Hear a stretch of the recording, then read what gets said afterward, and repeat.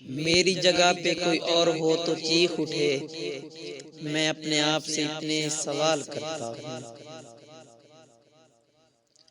تم سے جو درد ملے بھولے نہیں ہیں ہم، آج بھی خون رستا ہے دل کی دیواروں سے۔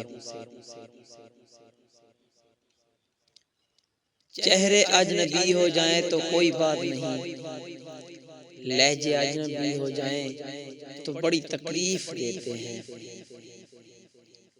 شاعری شوق نہیں اور نہ ہی کوئی کاروبار ہے، بس جب درد برداشت نہیں کر پاتا تو لکھ دیتا ہوں۔ خواہش تھی نہ تھی کسی سے دل لگانے کی، پر قسمت میں درد لکھا تھا، محبت کیسے نہ ہوتی۔